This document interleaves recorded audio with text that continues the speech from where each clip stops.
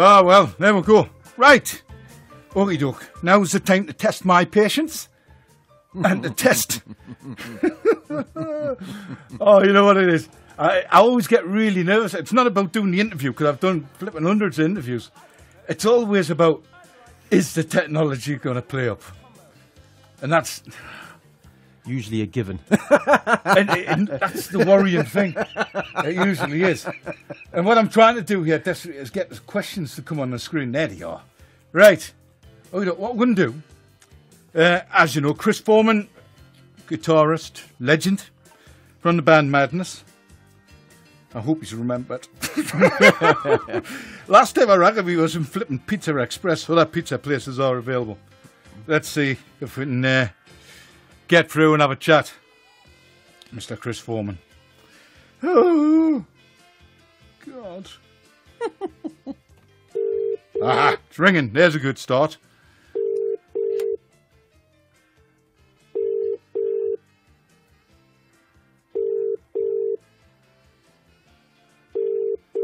Oh, come on, Chris. If you The person you're calling, Foreman, Chris Foreman, is on another line. Just leave you a message after the tone. Oh, he's going to ring us back. I've just had a message of him. That's right, someone is ready for us. Right, ladies and gentlemen, moment we've been waiting for. 15 minutes late, but that's nothing unusual, as Tom Jones once said. Let's do this. Let's press that. And let's pray to the gods that my phone doesn't play up. Hey!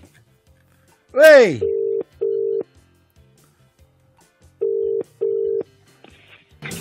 Mum. You know what it is, Chris? I just got that horrible feeling you were going to let the phone ring and wind me up. No! Ladies and gentlemen, the most handsome baldy bloke in rock and roll, Mr. Chrissy Boy Foreman! I didn't know it was live. Yeah, we're live. How the devil are you? I can't swear then. You can say the I'm word. alright. You can say the word flip and you can say the word sausages. Sausages. Remember that dog on Nat's Life that used to say sausages? Aye. That was fun. That tickled me. Sausages. Yeah. How are you anyway? You all right? Yeah, I'm alright. It's a bit cold down here, but I imagine much colder up there. It is. I was saying before, the lasses in Newcastle have started wearing 3/4 length skirts. So, Oh, no. so there you go. The temperature's obviously gone down quite a bit. What, and the men are wearing long sleeve football shirts. Yeah, they've took their tune tops on and they've got... Yeah, they're out Yeah, there. so they were saying, England's freezing, and I saw a picture of Whitley Beer. Whitley Beer. And somebody on a bike, Anyway, what do you want to know? I can't really tell you too much, but... Oh, we're going to try and get all the secrets out here. No, we're not. We know you're legally tied with certain things. Right. Okay, welcome on board the Koast train, Chrissy Boy, from a band called Madness. Yep. Aye. Help yourself to the buffet. That's what it says on there. Okie I just dokie. had some blooming, some what are they called? Keep off the prawns. Keep off the prawns. Cheesy puff. Yeah, help You know yourself. those ones? Yeah, they're funny. Remember the stuff you used to pack boxes with? Yeah, they're like that. They have the same effect if you put them in your mouth. They don't taste as nice as the stuff they pack the boxes with. And Sure. I was in the supermarket and my daughter must have picked them up because they're like hot ones. Yeah. I wondered why there was like half a packet in there. Anyway, that's enough about my exciting Subject rock and interview. roll life. Let's just talk nonsense for the rest of the night. That's fine, Okie dokie. Right then. Sensible head on me. Okie dokie. Chrissy Boy from a band called Madness. With 2018 out of the way, how was the Sound of Madness tour for you? And what have you been up to since said tour? It was really good. And, because I was thinking, oh, God, this is going to be so long. But I think, we all enjoyed it, yeah. We all enjoyed it. Certainly did. Certainly did. I love Newcastle. It was great. Yeah. That was... Yeah. That's another story, though. Yeah. Right. I left you in the hotel bar, didn't I? Yeah. You did, yeah. I think you were. I had to get up and get a train, I'm a professional. Yeah, I don't think Tomo was ready for a train in the morning, to be quite honest. No, he wasn't, no. Right, other than being in one of the world's most iconic bands, what other hobbies do you have, Mr. Foreman? Well, you know, I play, what do they call them, video games. Yes. And I've got a PlayStation 4. Right, the new ones, all them And, posh buttons and stuff. Well, it's not that new. And I've been recently playing this game called Red Dead Redemption. Ah, I think I've seen an Set advert. in the Wild West. Yeah, it's by the people that did Grand Theft Auto. And Yeah. It's kind of like it's a lot slower because you're on horses, you're not on cars. You're allowed to say Rockstar yeah. Games. That's fine. Oh, okay, yeah, that's it. I wouldn't have. Oh yeah. So I've got that, and then I'm eagerly awaiting this Friday. Resident Evil, which is an old game from years ago, and they've sort of they've redone one of them. Do you know what I mean? They've kind of made it modern looking. So that's sort of quite waiting for that to come through the letterbox on Friday. So I sort of do that, yeah, and then I sort of kind of like going around often doing music. That's my main kind of hobbies, really. Well, that probably takes up isn't it? quite a lot of time, I'm Yeah. guessing. And then you got Yeah, kids and family and all that sort of governance. They're like, my son is now at college, so he kind of sort of Right. gets up and go, I don't know what he's doing there. My daughter's at this school in Eastbourne, which is quite away from where I live. She gets a bus there. But sometimes I take her to school, have a little drive down to Eastbourne. I still got the Bedford Rascal. No, I had to get rid of that. I've got a blooming Mitsubishi blooming Outlander, mate. Oh, get in. It's electric. An electric one. But I need a really long cable. But it's not really. It is electric, but it sort of does about, they say 30 miles on pure electric. And then it wants diesel. Yeah, no, not diesel, petrol. Yeah, until So 2040 when the government knacks all that. Never mind. Yeah. So, it was. I tell you, mate. Like, we did that tour, which finished on the 22nd of December. Yeah. Yeah. So the next day, I got this mate from Smilo's, and we went round. Me and the wife went round his house for a few drinky poos, and I thought it was going to be an evening thing, but it was in the afternoon, so it's quite civilised. But, still had a few drinks, so we did that, right? Then the next day, the 23rd, no, anything, Christmas Eve. I better do some shopping. That is, I did a bit. I got on Amazon, But no, it's my wife's birthday yet, so which is a bit of a rubbish day to her birthday. Hello, Mel. So, yeah, she ain't listening. But I booked this restaurant, for the afternoon. So in the morning, I sort of gave her a, present and stuff. And I said, do you want to do anything? And she went, oh, I've booked an isolation tank. What? I know. So it's like, oh, right, that's quite nice. So she went to this isolation tank. So that's great. So me and the band are sitting at home, Well, not Frank, the son, he's not bothered. And then, so we went out a meal, so. And then the next day, she'd asked 16 people around her house. Right. And what it is, we've got these friends that live in Worthing. And, she gets together with the sort of wives, because it's got, these other wives. And then another woman. So they're like, sort of party is this? So they all turned up.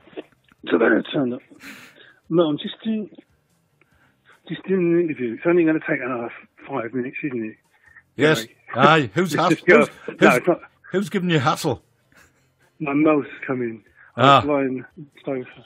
Mel, just leave him alone for 5. Mel? He'll be all right. The Geordies will look Where after are him. you going?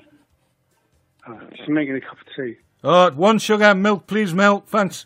Yeah. But, hold on, Mel. I've forgotten I said to do an interview. It's a very important show. So all these people came around. So, by now, you know what I mean? I've done all this tour, so I'm quite knackered, Yep. And all these people come down. One of the friends said, "Oh, we forgot to say we're bringing this other guy, So he's got one extra person. They've only got so many plates, you know what I mean? Dog bowl. and sausage rolls. And so, oh, Christ, and then I was like a bit, and then I realised that the bloke, I knew him, he's a nice bloke, so you can't turn someone away, can you? So I said, come back in. So, they all had dinner, and I was like, oh, God. I'll tell you what, for the first time in my life, I had that vegetarian blooming. I know your listeners will be throwing things at the radio. Yeah. But, the day before, I took her to this restaurant called the Salt Rooms, on her birthday. And I ate like half a cow, ate this massive steak. And then I thought, don't. So her friends were doing all the cooking. And they turn up, and then there wasn't no turkey. There's no turkey. So all they had was this big thing of meat. I think maybe it's a bit too much for me. So I didn't have that. So then, eventually kind of get rid of them all, by playing, madness music. And that's one way to clear a room. And then two of them there, Mel went, "Oh, you didn't know they're staying." I'm like, so I said, "Look, I've got to go to bed." I was just getting really exhausted because the next day, off we went to Heathrow, and we were up to Clinton Lake. Oh, up to yeah. I was going to come across the Sambucas and join you for a pizza, but I thought two's a party. That's a funny flipping restaurant, isn't it? But I was going, what sort of food is it? It's Italian. I said, but Sambuca's not Italian. Run by a load of Scotsmen. I know you've got to go with the flow. So what did we do? We went to, my lovely mother-in-law, who went there and went to this pantomime. The pantomime? Oh, those two guys. He's behind you. Yeah. Yes, of the kiddies. You know what I mean? Danny and Danny. Yeah, they were doing a kiddies TV program just down the road from us recently. Danny, I know who you mean. Let's have a look at that. Yeah. But I mean, I tell you, that panto is just genius. It's always like nothing to do with anything. It's Goldilocks and the Three Bears. The Three Bears here were like three Geordie bears. So it's flipping hilarious, and they put all jokes in and they slag off Sunderland, and I think I think they've been doing a circus, right? We's nicked me porridge! Yeah. I think they've been doing a circus because suddenly the curtains are open and there's like someone doing a juggling thing, but proper juggling. And they did this thing where they had this big metal globe. I shouldn't give it away because it's probably still on, isn't it? And there's these people in motorbikes and this thing. And you're thinking, hold on, where am I? But they're really funny. We've been going to see them for years, They're just hilarious. They walk around the audience, It's right proper old school, mayhem. You can't beat that. You love a bit of good old panto, a bit of slapstick. You can't beat that. So, sort of hanging around there, and I think I went to the Royal Keys, The Royal Keys? Yeah. And I went in actually one day. I got on a bus because from Cramlington you get a bus into town. Yes. Got a bus into town, and had a little walk on the tune. I think I put something on Instagram, to show that I was there. Yeah, so because I always like that. I had a little walk around, and then of course we come back the day before. New Year's Eve. Before you know it. Yep. So like New Year's Eve, we go to London to do that thing. Oh man, it was quite funny. But we were kind of like stuck in there, and we couldn't get out.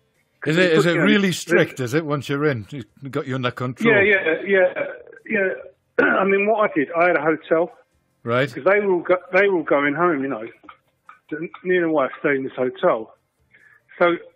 It was quite good, so I was able to escape did a sound check and I was able to escape, but they slowly started kind of locking London down, like locking, and it wasn't like, because there was thousands of people, it was probably, I don't know, terrorism or whatever, So I got out, and then they said the only way to get back was the driver would drive us to Victoria. I think, he drove us to Victoria. Then we had to get the train to St James's. My dad's ringing me up. And I can't text him because he's ringing from a landline. So we got back, we did the show and that, it was all fine. We went, it was a big... it's in a Methodist church and the BBC, so there's like one tin of lager and a flipping couple of straws, So everyone started in there, and the tour manager went, he said something like, at 1 o'clock, you can all get out, they're all on. So 1 o'clock to come and went. And I'm thinking, and then it's like 20 past 1, and he's going, at 2 o'clock you can, and I said to Mel, really? I said to Mel and the mate, I said, come on. And I rang the guy that was driving me, he's in Victoria, and we gone down a road, because it was very near the tube. Went in the tube, 1 minute wait, bosh. And then the guy got us back. But when he got us back, it was like some kind of video game, because he had a really good sat nav, and you could see all these, everything was no entry, So that was my adventure. So then, 2nd of January, pretty clean, it took me like quite a while to get back to normal. And then I've been going up and down to London because one day we're doing a madness book. Right. This was going to be further down the questions, but fire away. Yeah, and first of all, it's like, I thought, I don't really want to do a book, because I don't want to start, going, well, he got on my nerves, and do you know what I mean? And I think nobody really wanted to do a book. Do you know what I mean? Who's behind it? Just like managers, and like it's penguin, but it's virgin, but it's a kind of. We like penguins. It's cold enough for penguins. Yeah. There's a joke about that. There's somewhere. Is it clean? It's got innuendo. I would probably get away with it. It's after 9 o'clock. You'll be all right. But anyway, so this book, we're not arguing about it. We're not, I don't want to do, no one really wanted to do it. And then Bedders said, why don't we do it from when we were kids up until when Madness started? And everyone went, yeah. So, it's like us from when we were kids up until 1979. And that's where it stops. And I mean, man, it's been hilarious. So we've been getting interviews, And the guy that's writing it, he said they have to transcribe it, and you see the people that transcribe it and are having hysterics, and the stuff that you imagine the story of Thomas. I mean, it's probably a few tools. The joke I was going to tell you is this penguin. It's this penguin in his car. I think I told it on tour or something, maybe once in the old Showtime. He's in his little car, this penguin. He's going out for a little drive, and it suddenly starts really kind of spluttering, and he sees a garage, so he pulls into the garage. And the mechanic says, well, why don't we go for a walk? So he goes down to Whitley Bay, so you make it look like a penguin, and he's waddling along there, So he comes back about an hour later, and the mechanic goes, yeah, it looks like you've blown a seal. And he says, no, it's ice cream.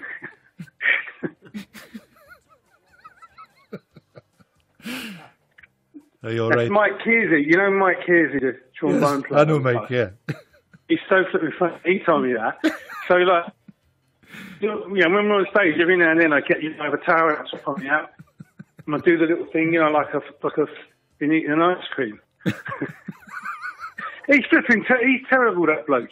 Like when the tour started, I was constantly looking at the films and looking at this and the lights, and so I said to my roadie, get me a set list of Sharpie pens. So I'm putting all these notes down, behind me on the amp, and he's drawn a flipping willy on it. It's about. But look, I think so yeah, I mean that's about, we're doing a load of bloody racetracks. Aye. Sure, I see you. We'd be doing Newcastle racetrack. Yeah, coming up here Should be in fun. 29th of June. I'll see you in the special tent. With the rest of the family, no doubt. Right, quick one. 2019 sees the 40th year of Madness. What can you say at this stage about your summer London celebrations? And that's from someone called Jay Young. I know that fool, and we're calling it Madness XL. I don't know if anyone's got it yet, because the guy that does our artwork, because we thought, we don't want to go 40th. Yeah. And the guy that does our artwork says, XL is 40 in Japanese, or no, Roman. But anyway, we're doing Clapham Common. Oh, wow. There's a good one. Oh, no, I'm probably not supposed to say You're probably not. Oh, there's an exclusive We might listeners. be doing Clapham Common. We're doing Clapham Common. It's in the planning. Yeah.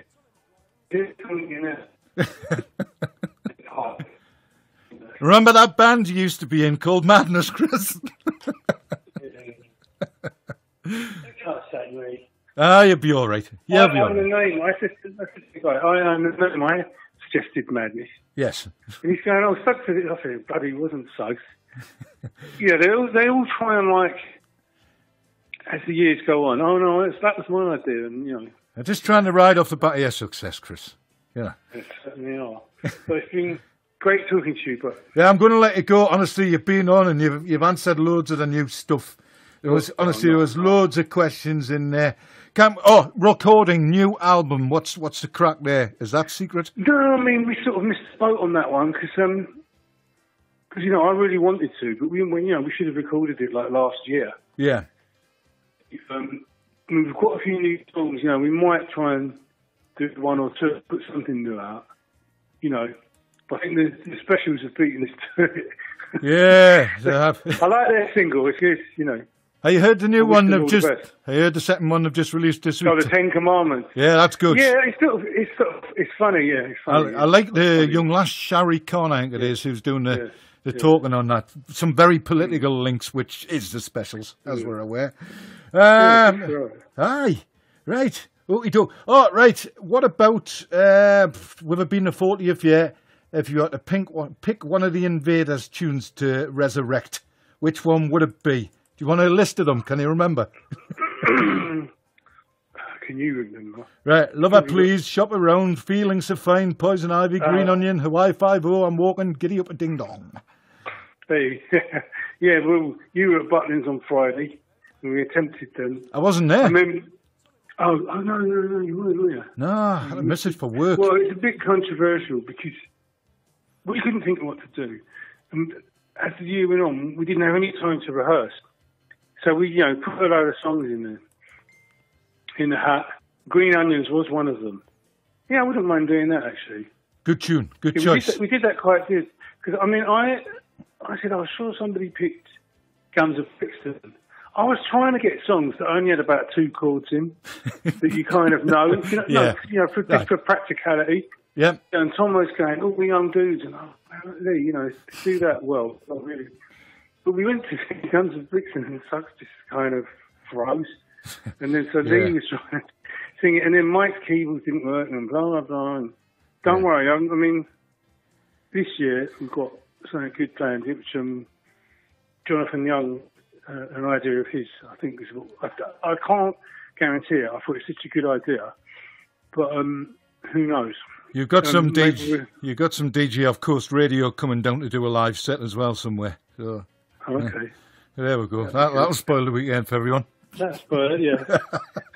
Clear them all out on the sun. They can whine about me. Who was that daft drunk Geordie trying to play music up there? Go, but if you want to... Aye.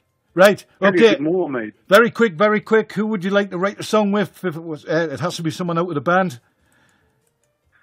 Not someone in the band. Someone that's not in the band. Yeah. Someone that's not in the band. Terry Hall. Terry Hall. There we go. What would you have done if you hadn't become a musician? I don't know. Some kind of cushy job. I had quite a good job before the band came along, working. I was sort of like a T-boy, but I was getting quite good money. We need a new T-boy for this show. I was left last week. There you go. Right, No. I'll jump in there quick one. Tomo's got a DVD, One Man's Madness. Suggs has done My Life Story. Any plans for a Chris Foreman mini-movie? Not on your Nelly, no. I thought that might be the answer. And finally, Mr. Bean invaded the stage as a cardboard cutout during the New Year gig at Westminster.